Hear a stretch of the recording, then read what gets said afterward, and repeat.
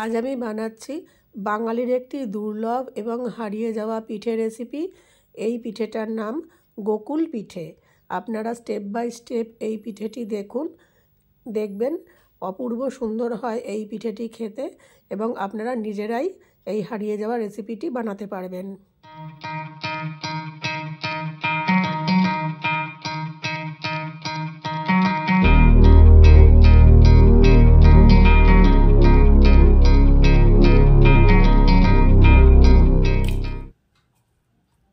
আমি নারকেলটা কুড়িয়ে নিয়েছি, কড়াই বসিয়ে দিয়েছি, দিয়ে দিলাম নারকেলটা।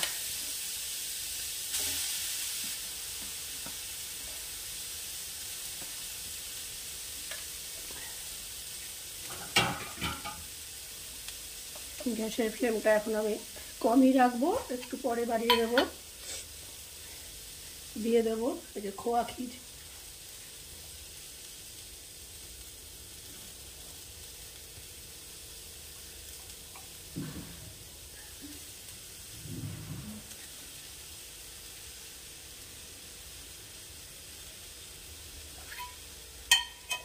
দিয়ে দিলাম খোয়া ক্ষীর।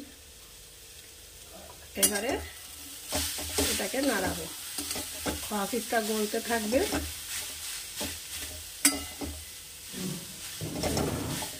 এর সাথে আমি দিয়ে দেব একটু কেনা কাঁচা গোল্লা, এই যে বা মাখা সন্দেশ, সেটা দিয়ে দেবো। এগুলো সবই অপশনাল, টেস্টটাকে বাড়ানোর জন্য, স্বাদ বাড়ানোর জন্য। থাকলে বাড়িতে থাকলে দেবেন, না থাকলে এমনি নারকেলের যেরকম পুর করে সেরকম করবেন। এগুলো দিতেই হবে, এরকম কোনো ম্যান্ডেটরি ব্যাপার নয়। এবার অল্প আছে, আমি এটাকে একটু নাড়িয়ে দেবো। আচ্ছা, এর মধ্যে তাহলে একসাথেই দিয়ে দিই অল্প একটু গুড়। যেহেতু আমি এখানে সন্দেশ দিয়েছি, গুড়ের পরিমাণটা দেবো খুব সামান্য, কারণ তা না হলে বেশি মিষ্টি হয়ে যাবে। একদম একটু গুড় দিয়ে দিলাম। এবারে একটু নরম হোক এটা, তারপরে ফিরে আসছি আপনাদের কাছে।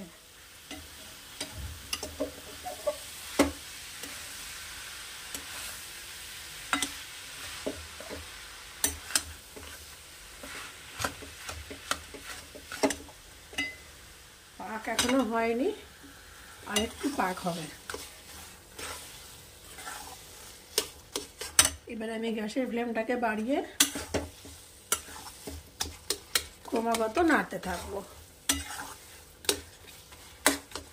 নালে পুরটা নিচ দিয়ে মানে তলা দিয়ে পুড়ে যাবে।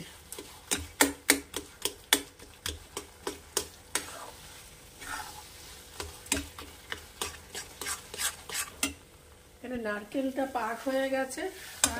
কি করে বুঝবো? যে কড়াই থেকে ছেড়ে আসছে। আরেকটা উপায় আছে, হাতটা একটু এরকম জলে ভিজিয়ে নেবেন, নিয়ে এরকম একটু করে নিয়ে দেখবেন যে এরকম দলা পাকছে কিনা। যদি দলা পেকে যায়, ছেড়ে না যায়, তাহলে বুঝে যাবেন পাক হয়েছে, মানে আমাদের যেটুকু পাকের দরকার সেরকম পাক হয়ে গেছে। এবার এটাকে আমি নামিয়ে ঠান্ডা করে নেব। আমি পুরটাকে একটা থালার মধ্যে নামিয়ে ঠান্ডা করে নিয়েছি। নিয়ে এবার আমি যে কাজটা করব, হাতে যে একটু ঘিয়ের শিশি, হাতে একটু ঘি মাখিয়ে নেব। ঘি মাখিয়ে নিয়ে এরকম করে শেপ দিয়ে রেখে দেবো। প্রত্যেকটা এরকম শেপ তৈরি করে আগের থেকে রেখে দেবো। শেপ করে আমি ফিরে আসছি।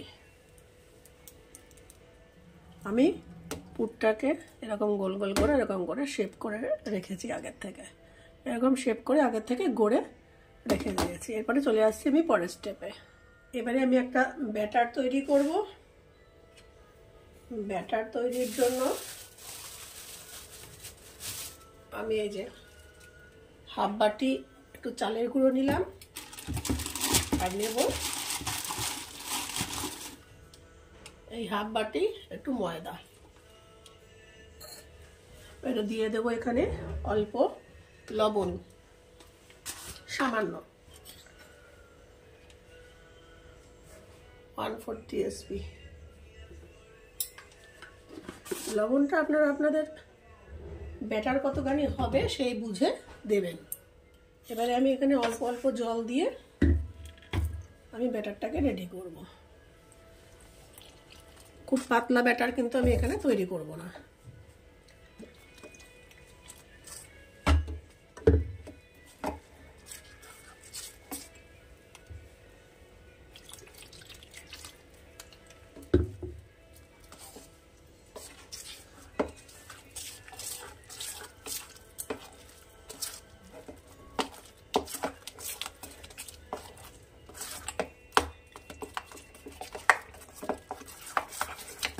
এই ব্যাটারে অনেকে একটু মৌরি দেন, আমি অন্য সময় হলে মৌরি দিতাম, কিন্তু যেহেতু পুরটা আমি পাটালি গুড় দিয়ে করেছি, মৌরি দিলে গুড়ের যে একটা ফ্লেভার সেটা নষ্ট হয়ে যাবে। সেই জন্য আমি এখন এই মুহূর্তে এই ব্যাটারে কোনো মৌরি মেশাবো না। কিন্তু এটা যদি আমি অন্য সময় করি, শীতকাল ছাড়া যদি আমি এটা অন্য সময় করি, তাহলে এখানে কয়েক দানা আমি মৌরি অবশ্যই মিশিয়ে দেবো। আর একটু জল লাগবে, ব্যাস।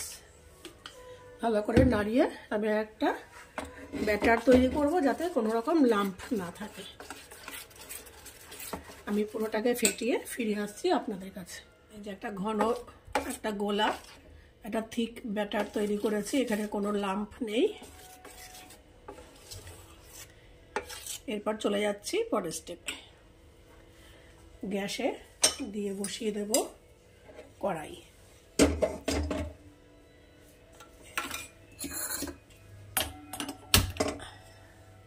কড়াইটা একটু গরম হোক, ফিরে আসছি আবার আপনাদের কাছে। কড়াইয়ে দিয়ে দেবো পরিমাণ মতো সাদা তেল, মানে রিফাইন্ড অয়েল। যেহেতু ভাজতে হবে একটু তেলটা বেশিই লাগবে। এটা গরম হতে হতে আমি আরেকটা প্রিপারেশান রেডি করে নেই। আরেকটা জিনিস, এটাও পাশে আমার সাথে সাথেই লাগবে। বসিয়ে দিয়েছি একটা বাটি, দিয়ে দিচ্ছি জল।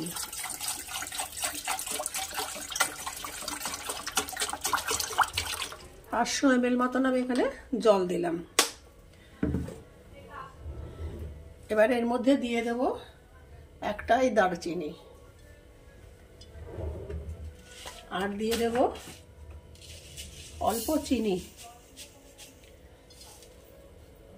50 গ্রামের মতন চিনি। এই মিষ্টিটা আপনারা কেমন মিষ্টি খাবেন সেই বুঝে দেবেন। আমাদের কেউ কড়া মিষ্টি খেতে পছন্দ করে না, সেই জন্য আমি সেই পরিমাণেই চিনিটা দিলাম। এখানে একটা রস তৈরি হবে, পাতলা একটা চিনির শিরা আমি তৈরি করব, খুব ঘন করব না। আর এর মধ্যে দিয়ে দেব কয়েক দানা একটু কেশর। অনেকে ফুড কালার ব্যবহার করেন, ফুড কালারটা ব্যবহার না করাই ভালো। কেশর যদি না থাকে, নাই থাকতে পারে, কেশর যদি না থাকে আপনারা নর্মাল চিনির শিরা তৈরি করবেন।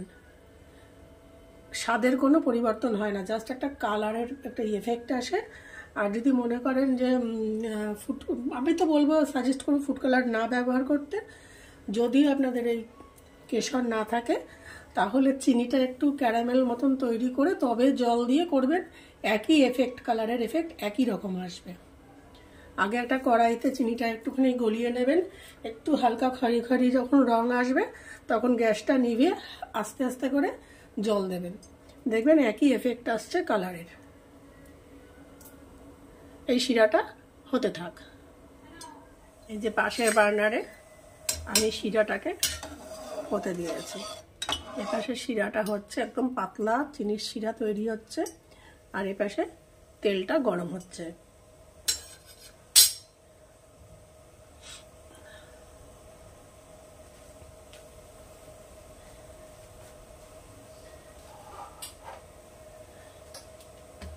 এবারে যেটা আমার কাজ, এই যে আমি এটাকে রেডি করে রেখেছি, এটাকে আমি এরকম ব্যাটারে চুবাবো। এরকম ব্যাটারে চুবিয়ে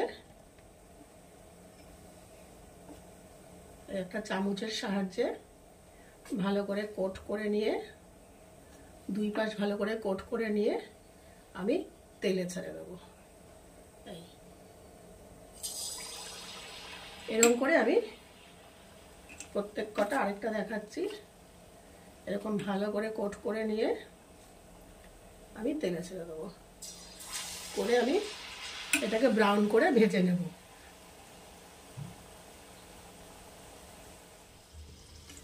এই যে হালকা ব্রাউন হয়েছে, এই যে ভাজা হয়ে গেছে।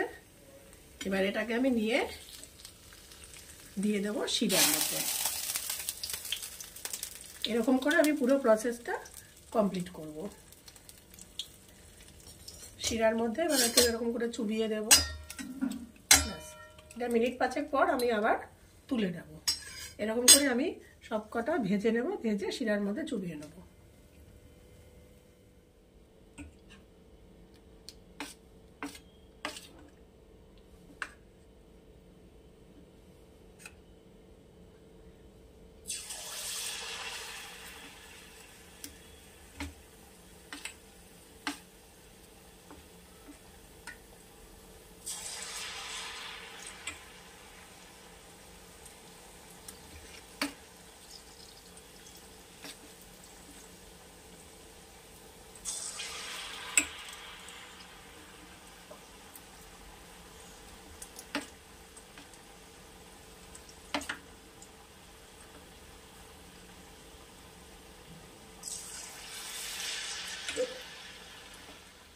এখানে ভাজা হয়ে গেছে।